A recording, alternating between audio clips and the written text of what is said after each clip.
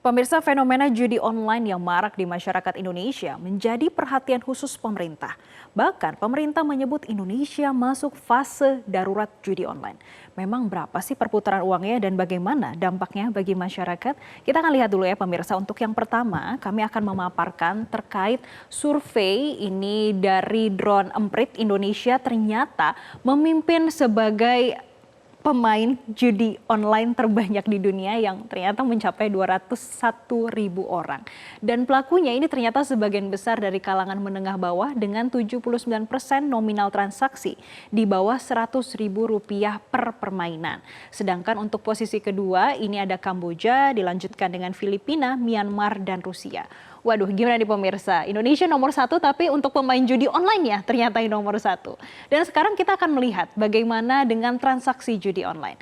Karena kalau kita lihat sejak tahun 2017 ternyata ada kenaikan pemirsa. Kalau berdasarkan catatan PPATK sepanjang tahun 2023 ternyata ada 3,2 juta warga negara Indonesia yang terlibat judi online. Sedangkan untuk perputaran uangnya di tahun lalu ini mencapai 327 triliun rupiah. Dan ini dengan transaksinya sebesar 168 juta transaksi. Pemirsa, kalau kita lihat angka ini 327 triliun rupiah sudah mencakup 63% dari total perputaran dana ini sejak tahun 2017 yang mencapai 517 triliun rupiah. Dan tahukah Anda kalau pada tahun 2023 Otoritas Jasa Keuangan ini juga kira-kira sudah membekukan rekening sebanyak 3.200-an dari rekening bank yang terkait dengan judi online dan nilai saldonya 138 miliar rupiah. Tapi pemirsa, yang menjadi perhatian adalah nilai nominal yang masih sangat kecil jika dibandingkan dengan kerugian judi online yang mencapai 200 triliun rupiah di tahun 2023. Jadi kalau kita lihat kira-kira yang diblokir itu nilai saldonya hanya 5-6% saja pemirsa. Dan kami juga mengecek ya, kalau kerugian mencapai 200 triliun rupiah akibat judi online, ternyata angka 200 triliun itu bisa menutup angka defisit investasi APBN untuk tahun 2023 yang mencapai 175 triliun rupiah. Wow, jumbo dan fantastis, bahkan bisa menutup defisit APBN di tahun 2023. Dan selanjutnya yang menjadi pertanyaan, apa tindakan dari pemerintah dan pihak berwenang lainnya untuk menangani dari hulu ke hilir?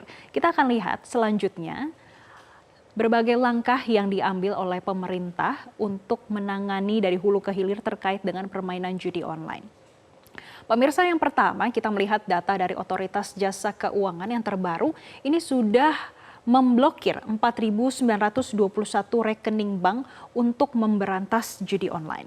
Jadi kalau kita lihat yang pertama dari OJK, ada juga upaya lain yang dilakukan dari pemerintah yaitu dari Kemenkominfo yang sudah memblokir hampir 2 juta konten judi online pada periode 17 Juli 2023 hingga 21 Mei 2024. Dan yang terakhir dari Bank Indonesia. Jadi pemirsa, karena ini dari hulu ke hilir tidak hanya OJK dan Kominfo saja, Bank Indonesia juga turut membantu dalam pemberantasan judi online, yaitu dengan memblokir 5.364 rekening dan juga 555 e-wallet yang terafiliasi dengan judi online.